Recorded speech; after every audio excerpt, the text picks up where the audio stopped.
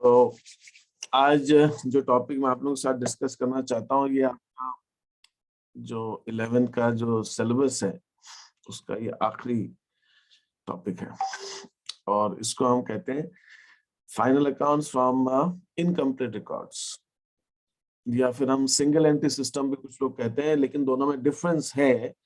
हम अभी उस पर नहीं जाते, बल्कि हम समझते हैं ये चीज क्या है। जैसे मान लीजिए ये बहुत ही एप्टली आपके सिलेबस का लास्ट टॉपिक दिया हुआ है। आपने 11th में अकाउंटेंसी पढ़ ली। अब आपको एक ऐसा बिजनेसमैन दिया गया है या business woman, what ever it is, जो अपना खुद का सेल्फ एम्प्लॉयड पर्सन है, उसको प्रॉपर अकाउंटिंग नहीं आती। तो वो क्या करता है, कुछ लेन देन, कुछ ट्रांजेक्शन्स को लिख रखा है, कुछ को नहीं लिख रखा है। उसने कैश बुक बना रखी है और लेकिन एक्सपेंसेस के अकाउंट नहीं बना रखे। आप जानते हैं कि हम जो डबल एंट्री अकाउंटिंग सिस्टम पढ़ते हैं, तो एक चीज डेबिट हो रही है तो एक क्रेडिट हो रही है, तो एक क्रेडिट हो रही है तो एक डेबिट हो रही है। तो अगर हमने कहीं पे कैश अकाउंट को डेबिट किया है तो हमने कैश अकाउंट में लिखा हुआ है, लेकिन जो अकाउंट क्रेडिट किया है वो भी तो हम बनाते हैं। लेकिन इसने क्या किया है, सपोज कैश बुक बना रखी है, जहां जहां से पैसा आया, जहां जहां पैसा दिया वो लिख रखा है, दूसरे अकाउंट नहीं बना रखे। या कुछ ऐसा हो सकता है कि कैश अकाउंट बना रखे हैं और पार्टी के अकाउंट बना रखे हैं, जिनसे पैसा लेना है उसका हिसाब रख रखा है और जिसको देना वो रख रहा है, बाकी कोई अकाउंट नहीं है। तो कहने का मतलब यह है कि आधा अधूरा सिस्टम है, इनकम्प्लीट डाटा है, और आपको दिया गया है वो, और आपसे कहा गया है कि अब आपने अकाउंटिंग पढ़ लिया, आपने सब कुछ पढ़ लिया है, अब आप इसका जो है प्रॉफिट लॉस निकाल के बताइए। ये कुछ ऐसा है।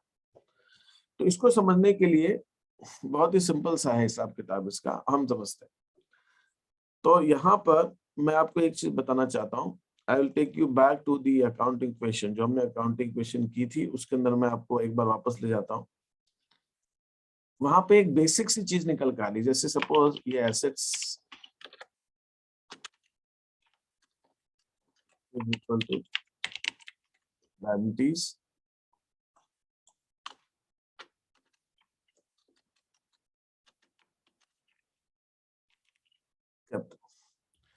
एक बिजनेस है, उन्होंने बिजनेस स्टार्ट किया, तो आपके पास सपोज कैश है और कैपिटल। कैश आई आपके पास 10,000 रुपये, सिंपल से एग्जांपल लेके समझाना चाहता हूँ।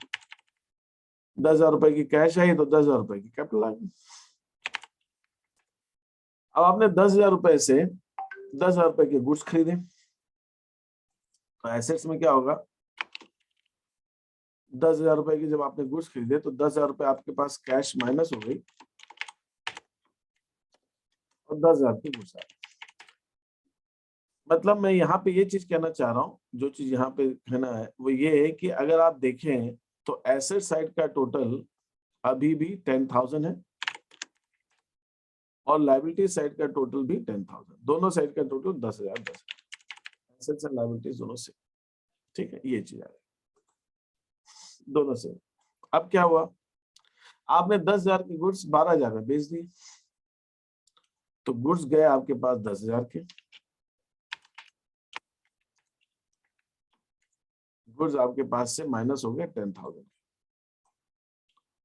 आपके पास कैश आ गया 12,000 रुपए और 2,000 का आपके पास प्रॉफिट हो गया। ये एक बहुत इंपॉर्टेंट पॉइंट हाईलाइट कर रहा है यहाँ जो मैंने दिखाया है। ये क्या दिखा रहा है कि अब आपके पास टोटल एसेट्स 12,000 के हो गए और आपकी कैपिटल भी 12,000 की हो गई। इसका मतलब सीधा सा ये है कि जब बिजनेस प्रॉफिट अर्न करता है, जब बिजनेस को प्रॉफिट होता है, प्रॉफिट्स में प्रॉफिट्स हम अर्न होता है, तो जब प्रॉफिट्स आप अर्न करते हैं उससे आपकी एसेट्स में भी इंक्रीज आता है एंड कैपिटल में भी इंक्रीज आता है। मतलब जब भी प्रॉफिट बिजनेस का बढ़ेगा तो आपकी कैपिटल भी बढ़ेगी और आपकी एसेट्स भी बढ़ती है। इसका मतलब सिर्फ ऐसा प्रॉफिट में होता है ऐसा नहीं है, बिजनेसमैन एडिशनल कैपिटल लगाएगा तो भी यही होगा, तो भी एसेट भी बढ़ेगी, कैपिटल भी बढ़ेगी। लेकिन जब प्रॉफिट होता है तब तो होता ही है ना, तब भी होता है ऐसा, कैपिटल भी बढ़ती है, प्रॉफिट भी, एसेट भी बढ़ती है।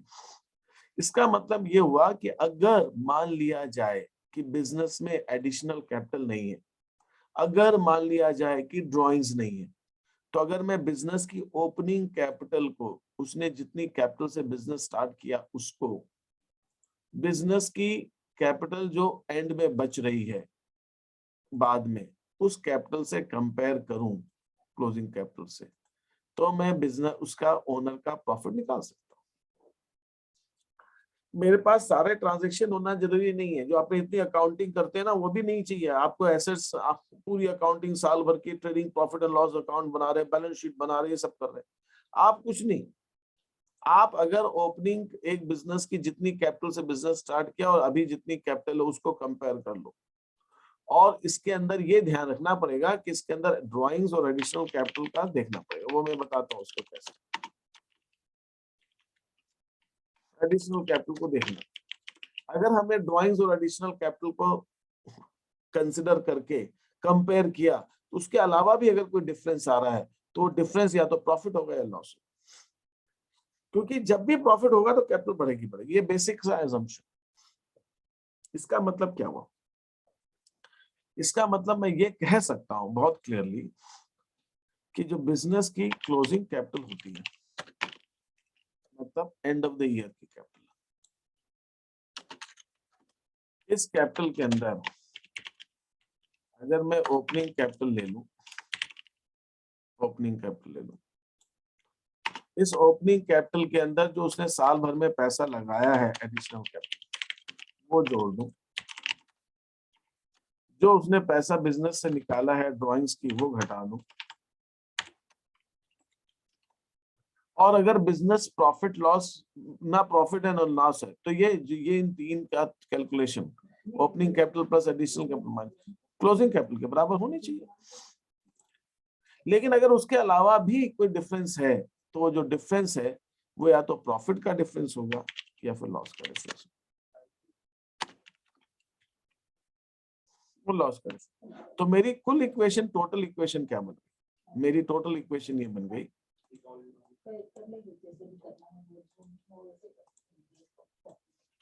प्लस प्रॉफिट, और अगर लॉस है तो minus loss. Opening capital plus additional capital minus drawings plus profit is equal to closing capital, या opening capital plus additional capital minus drawings minus loss is equal to closing capital. अब अगर मैं इस equation को change कर दूं और इस इक्वेशन को, मुझे ये प्रॉफिट लॉस निकालना है, तो मैं इस इक्वेशन को थोड़ा सा चेंज कर सकता हूं। मैं ऐसा लिख लूं, प्रॉफिट माइनस में आ जाएगा तो लॉस हो जाएगा, मुझे लॉस के लिए अलग से फॉर्मूला लिखने की जरूरत नहीं है। Profit is equal to closing capital, उल्टी इक्वेशन हो जाएगी। क्लोजिंग कैपिटल में अगर मैं ओपनिंग कैपिटल घटा दूं,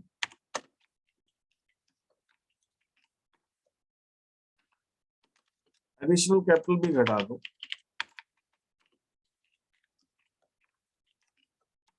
और ड्राइंग्स को मैं ऐड करूं, और मैं ड्राइंग्स को ऐड करूं, उल्टा चल रहा, तो मेरा प्रॉफिट आ जाएगा। यहां तक कोई पॉइंट समझ में नहीं आया हो तो मुझसे पूछे, क्या मैं प्रॉफिट ऐसे निकाल सकता हूं? क्लोजिंग कैपिटल में ओपनिंग कैपिटल घटा दूं, एडिशनल कैपिटल घटा दूं, ड्राइंग्स ऐड कर दूं, तो प्रॉफिट आ जाएगा? आ जाएगा कि नहीं आ जाएगा? यस सर, यस सर, आ जाएगा, क्योंकि क्लोजिंग कैपिटल के अंदर तो प्रॉफिट जुड़ा हुआ है। मैंने अभी आपको दिखाया क्लोजिंग कैपिटल में प्रॉफिट जुड़ा हुआ है, तो क्लोजिंग कैपिटल के अंदर मैं ओपनिंग कैपिटल घटा देता हूं। अब यही है, यहाँ पे कुछ नहीं है, तो मैं क्या करूं? यहाँ पे अगर मैं इस क्लोजिंग कैपिटल में से ओपनिंग कैपिटल 10,000 घटा दूं तो 2,000 का प्रॉफिट हो जाएगा। लेकिन अगर इसमें एडिशनल कैपिटल जुड़ी होती तो वो भी घटा दूं और ड्राइंग्स को वापस से ऐड कर दो, ड्राइंग्स घटा रखी है, तो मेरे पास प्रॉफिट आ जाएगा। तो सिंगल एंट्री सिस्टम इस इक्वेशन को फॉलो करके प्रॉफिट निकाल लेता है। बस इसी चीज को हम कैसे करते क्या है, हम यहाँ पे क्या करते हैं, एक statement of profit and loss बनाते हैं।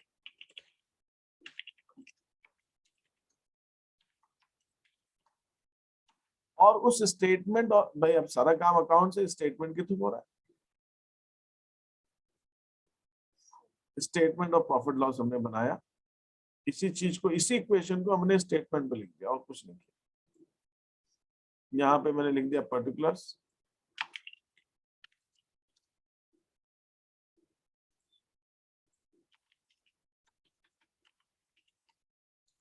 डिटेल्स अमाउंट और अमाउंट। तो यहाँ पे मैं सबसे ऊपर लिख रहा हूँ closing stock, closing capital, closing stock दिमाग में आ रहा है, ठीक है। क्लोजिंग कैपिटल लेस, इसमें से मुझे लेस करना है, क्या क्या लेस करना है, ओपनिंग कैपिटल। यहाँ पे मैंने ओपनिंग कैपिटल लिखी अंदर, और क्या क्या लेस करना है, एडिशनल कैपिटल लेस करना है,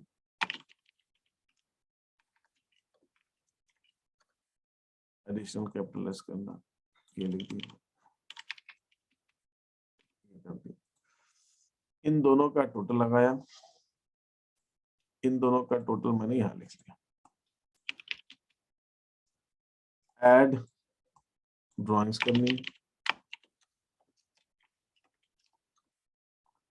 यहाँ पे मैंने ड्राइंग्स लिखी, उनको सब इसको ऐड कर दिया। तो क्लोजिंग कैपिटल में additional capital, opening capital less करके ड्राइंग्स को ऐड कर दिया। तो फिर जो अमाउंट यहाँ पे हमारा आएगा, दिस अमाउंट, इसको हम बोलते हैं अपना, अगर ये प्लस में आया तो प्रॉफिट है, माइनस में आया तो लॉस है। तो उसी इक्वेशन को हम इस स्टेटमेंट में लिखकर अपना बिजनेस का प्रॉफिट लॉस निकालते हैं। किस केस में? सिंगल एंट्री जहां पे इनकम्प्लीट डाटा है, नहीं है, लेकिन हमें कैपिटल मालूम है, ओपनिंग कैपिटल मालूम है, क्लोजिंग कैपिटल मालूम है, एडिशनल कैपिटल मालूम है, ओपनिंग ड्राइंग्स मालूम है, तो हम ये निकाल सकते हैं। लेकिन हम ये एडिशनल कैपिटल कहाँ से निकालेंगे? भाई उसके पास बैंक स्टेटमेंट है, जो बिजनेस कर रहा है उससे थोड़ा बहुत पूछा जा सकता है कि भाई तुमने साल भर में कोई पैसा लगाया, बिजनेस वाले इतना बहुत थोड़ा बहुत बता देते हैं, भाई तुमने निकाला, हाँ मैं निकालता हूँ, 2-2 हजार रुपए हर महीने निकालता हूँ, 3 हजार रुपए हर महीने निकालता हूँ, ठीक है, इस हिसाब से चीज आ जाती है। अब यहां तक कोई क्वेश्चन है किसी को?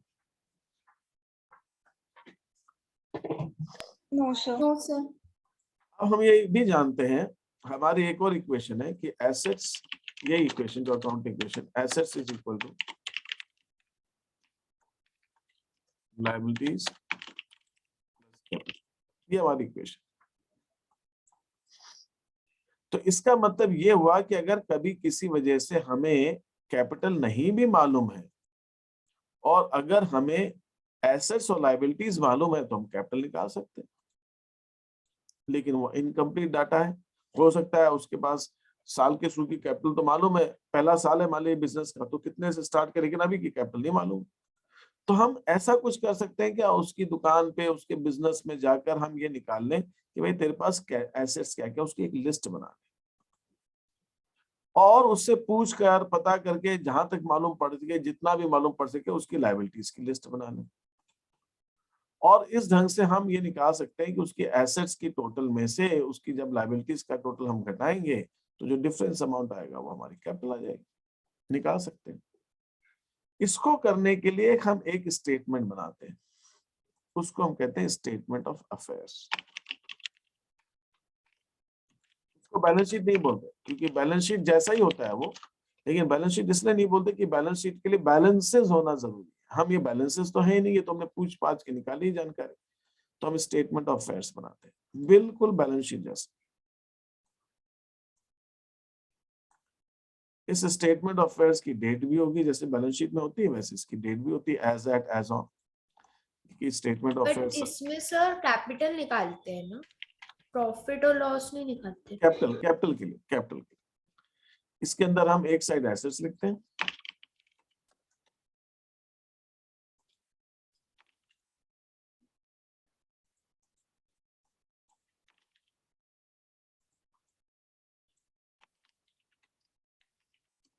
और लायबिलिटीज लिखते हैं। This is what we have. हम इधर उससे पूछकर जो भी हमको डिटेल मिलेगी, वो सारी एसेट्स हम उसकी लिखते जाते हैं, जो भी एसेट्स, जितने भी एसेट्स हैं वो सारे हम लिखते जाएंगे, जो भी एसेट्स लिख लेंगे। तो हमने क्या किया, एक हमें एसेट्स का टोटल मालूम पड़ गया कि उसके पास टोटल एसेट्स कितनी है।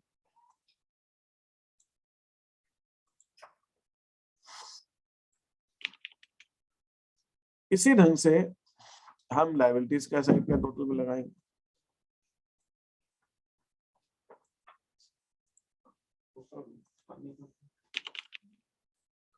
यहाँ पे हम उससे पूछ के लायबिलिटीज भी लिख लेंगे जितनी भी। तो हमारे पास ये जब लायबिलिटीज भी आ गई, एसेट्स भी आ गई, तो एसेट्स के टोटल में से जब लायबिलिटीज घटाएंगे तो हमें कैपिटल मालूम पड़ जाएगी। तो इस कैपिटल को हम बोलते हैं बैलेंसिंग फिगर। बैलेंसिंग फिगर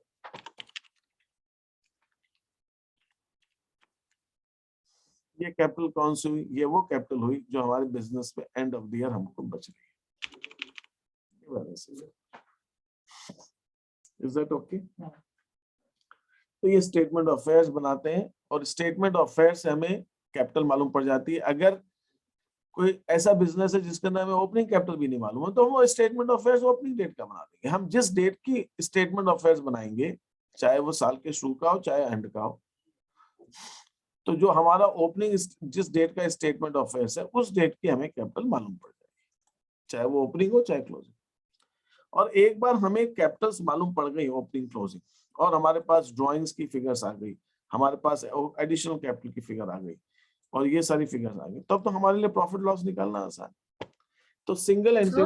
हाँ सर, जो स्टेटमेंट ऑफ P&L है वो हमेशा क्लोजिंग कैपिटल से स्टार्ट होगा? बिल्कुल बिल्कुल, क्लोजिंग कैपिटल से स्टार्ट होगा।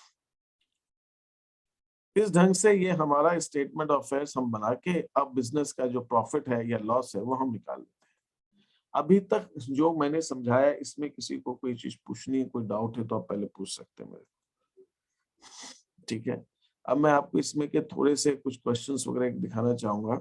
जस्ट अ मिनट, मैं आपको अभी दिखाता हूं कि इसको हम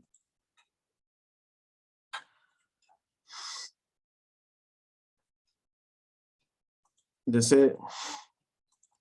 मैंने जो जिस टाइप के क्वेश्चंस दिए हैं वो ऐसा है, जैसे ये दिया आपको सिंपल सा बिजनेस है आपका, इसके अंदर निकालना है चीजें को। ये ओपनिंग कैपिटल दे रखी है, ये क्लोजिंग कैपिटल दे रखी है, ड्राइंग्स दे रखी है, ये एडिशनल कैपिटल। आपको निकालना इसका प्रॉफिट या लॉस, सिंपल वो इक्वेशन से निकल जाएगा, लेकिन आप इसके अंदर स्टेटमेंट बना के ही रखें। अब जैसे थर्ड क्वेश्चन है, थर्ड क्वेश्चन में बोला है कि उसने 1 अप्रैल 2020 को बिजनेस स्टार्ट किया, तो उसकी कैपिटल थी 4,50,000। साल भर के अंदर ड्यूरिंग द ईयर, साल के ड्यूरेशन में उसने 80,000 रुपए पर्सनल यूज के लिए निकाले और 14,000 के एडिशनल कैपिटल लगाई। तो ये आपके पास आ गया, इसके अंदर ड्राइंग्स आ गई और ये एडिशनल कैपिटल आ गई।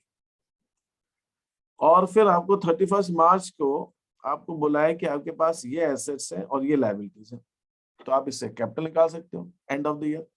तो statement of affairs closing statement of affairs बनेगा, इससे क्लोजिंग कैपिटल निकलेगी, ओपनिंग कैपिटल दे रखी है, स्टेटमेंट ऑफ प्रॉफिट लॉस बनेगा, प्रॉफिट लॉस निकल जाएगा। सिंपल।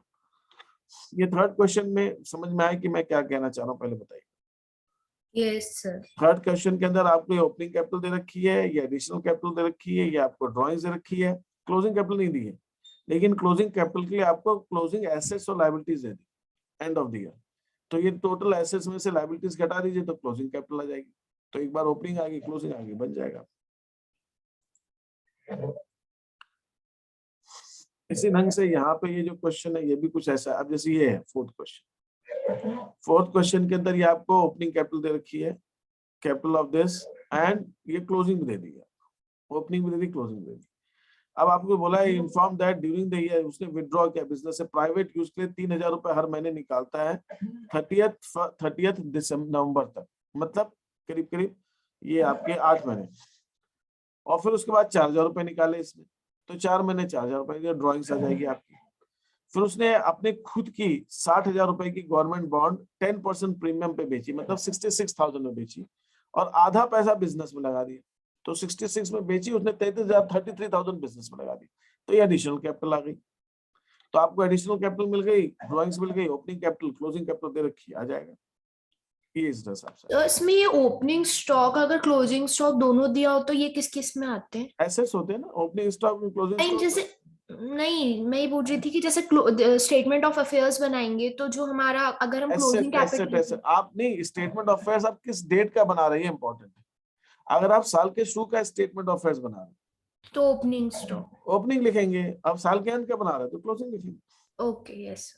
फिफ्थ पांचवा क्वेश्चन ये हमारा, ये ये 1 अप्रैल को आपको कोई इन्फॉर्मेशन नहीं थी, लेकिन 1 अप्रैल की आपको उसके अंदर एसेट्स और लायबिलिटीज दे रखी है। ये एसेट्स है और ये लायबिलिटीज हो, ये लायबिलिटीज हो गई, और ये ड्राइंग्स भी दे रखी है। ही विथड्रू 8,000 रुपए हर महीने निकाल रहा है, ये एडिशनल कैपिटल दे रखी है आपको। और फिर 31 दिसंबर की आपको एसेट्स लायबिलिटीज दे रखी है। तो यहाँ पर आपको क्या करना है, आपको 2 स्टेटमेंट ऑफ अफेयर्स बनाने, एक ओपनिंग एंड क्लोजिंग। तो उसके लिए आप एक काम ये कर सकते हो, ये जो स्टेटमेंट ऑफ अफेयर्स है इसी के अंदर आप 2 डेट का कॉलम बना सकते हो। कैसे? यहाँ पर मैं एक ही स्टेटमेंट ऑफ अफेयर्स में 2 स्टेटमेंट ऑफ अफेयर्स बना सकता हूँ।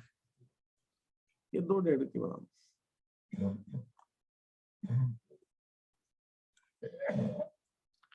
यहाँ पे आप डेट डाल दो अपनी, ये लायबिलिटीज है आपकी।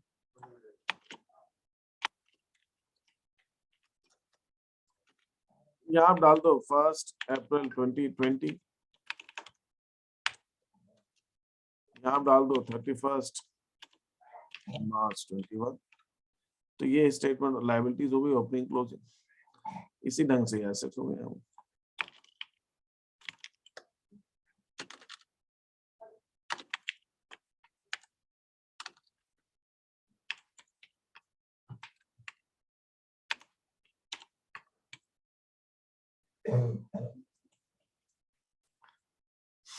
ऐसे हो गए।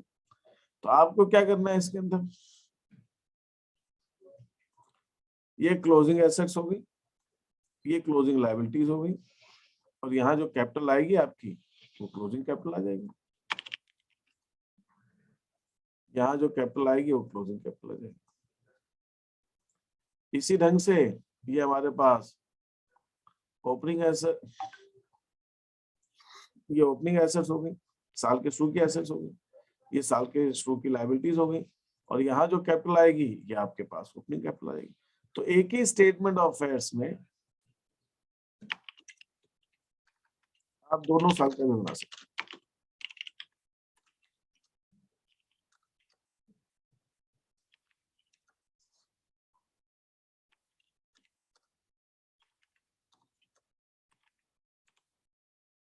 ये 2021 या फिर ये 31 अप्रैल लिखा है, यहाँ पे 31 मार्च भी लिखा है, एक ही बात है। तो ये हमारे पास ये आ गई, तो हमने बना लिया।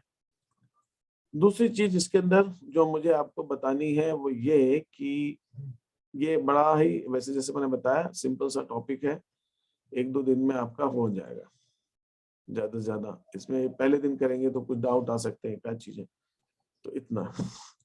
इसकी 2 मेथड होती है। ये जो अभी मैंने बताया ये स्टेटमेंट ऑफ अफेयर्स मेथड कहलाता है। एक इसकी कन्वर्जन मेथड भी होती है कि इनकम्प्लीट डाटा को हम पूरा डबल एंट्री में कन्वर्ट करते हैं, फिर trading profit and loss account बना के प्रॉफिट निकालते हैं।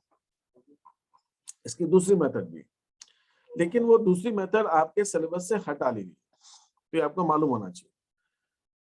आपके पास सिर्फ एक ही मेथड यहाँ पे इनकम्प्लीट रिकॉर्ड से बनाना है, फाइनल स्टेटमेंट्स बनाना है सोल प्रॉपर्टीशिप का कंप्लीट से भी, और तो कंप्लीट तो हम पढ़ रहे हैं trading profit and loss account balance sheet. Incomplete मैंने आपको बताया, इनकम्प्लीट के अंदर दिया हुआ है ascertainment of profit loss by statement of affairs method. तो यहाँ पर आपको सिर्फ स्टेटमेंट ऑफ अफेयर्स मेथड है, जो कन्वर्जन मेथड है वो आपके सिलेबस में नहीं है। वो कन्वर्जन मेथड थोड़ी सी टिपिकल है, वो उसमें अच्छा सोचना पड़ता है, लेकिन अब वो हटा दिए, सिंपल कर दिया आपके लिए। Develop the understanding and skill of computation of profit loss using statement of affairs method. State the meaning of incomplete records and uses their uses and limitations. ठीक है, ये इतना, ये आपका जो पोर्शन दिया गया है ये आपका इस चैप्टर से रिलेटेड सिलेबस में दिया हुआ फीचर्स, रीजंस एंड लिमिटेशंस, और ये इतना, ये इसका एक्सप्लेनेशन, ये आपको इनकम्प्लीट रिकॉर्ड्स में। तो इनकम्प्लीट रिकॉर्ड में सिर्फ इतना ही है स्टेटमेंट ऑफ अफेयर्स मेथड।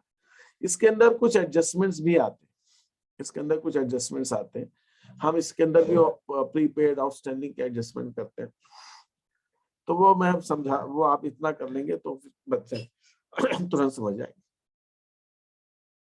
सो मुझे 66 शीट में फर्स्ट थर्ड इसके अंदर क्वेश्चन अभी जो मैंने बताया आपको, इसमें से किसी को कोई प्रॉब्लम है?